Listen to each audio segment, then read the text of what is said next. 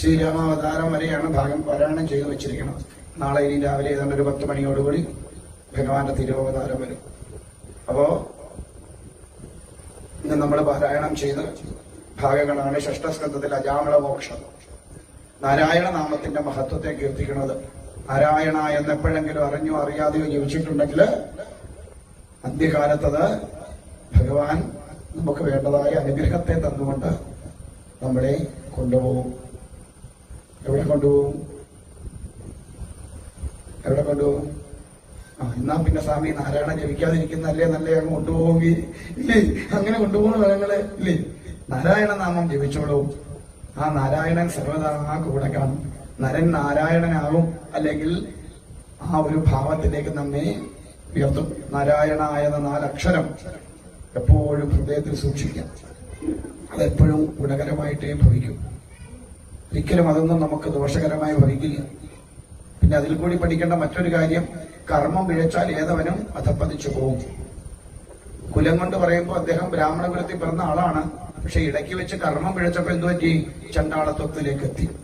വേശ്യാസ്ത്രീയുടെ പിന്നാലെ പോയപ്പോ അതിൽ കൂടി ജീവിതം അസ്വസ്ഥമായപ്പോ താൻ ചെയ്യാൻ പാടില്ലാത്തതായ കർമ്മങ്ങളൊക്കെ ചെയ്ത് ചണ്ടാളത്തിലേക്ക് പോയി. അപ്പൊ കർമ്മമാണ് ബ്രാഹ്മണനാക്കുന്നതും ചണ്ടാളനാക്കുന്നതും. നമ്മുടെ കർമ്മം ശ്രേഷ്ഠമാണെങ്കിൽ അത് നമ്മളെ എവിടെ കൊണ്ടെത്തിക്കും? ബ്രഹ്മത്വത്തിലേക്ക് എത്തി, ചണ്ടാളത്വത്തിലേക്കും എത്തിക്കും. ആരും ജനിക്കുന്നത് ബ്രാഹ്മണനായിട്ട്. ആ ബ്രാഹ്മണം അല്ലെങ്കിൽ ബ്രാഹ്മണ്യം എന്ന് പറയുന്നത് അത് വർണ്ണമാണ്, ജാതിയല്ല. ബ്രാഹ്മണ, ക്ഷത്രിയ, വൈശ്യ, ശൂദ്ര എന്ന് പറയുന്ന 4 വർണ്ണങ്ങളാണ്. അത് ഓരോ മനുഷ്യനിലുമുള്ള വർണ്ണമാണ്.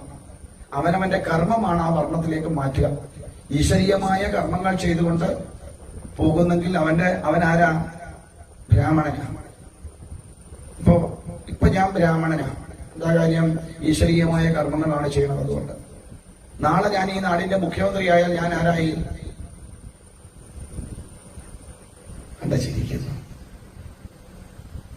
ക്ഷത്രിയനായി. അതേ ഞാൻ പശുവിനെ വളർത്തുകയോ അല്ലെങ്കിൽ വാണിജ്യം ചെയ്യുകയോ ചെയ്താൽ ഞാൻ ആരായി? വൈശ്യനായി. അതേ ഞാൻ ഒരാളുടെ ദാസനായിട്ട് അല്ലെങ്കിൽ ഒരാളുടെ കീഴിൽ ജോലി ചെയ്യുകയാണെങ്കിൽ ഞാൻ ശൂദ്രനായിട്ട് മാറും. അപ്പൊ നമ്മളിൽ തന്നെയാണ് ഈ 4 വർണ്ണങ്ങളും. അതൊരു ജാതി വ്യവസ്ഥ അല്ല. അങ്ങനെയാണ് എല്ലാവരും കരുതി വെച്ചത്. ജാതിയാണല്ല, ജാതി അല്ലാതെ വർണ്ണങ്ങളാണ്.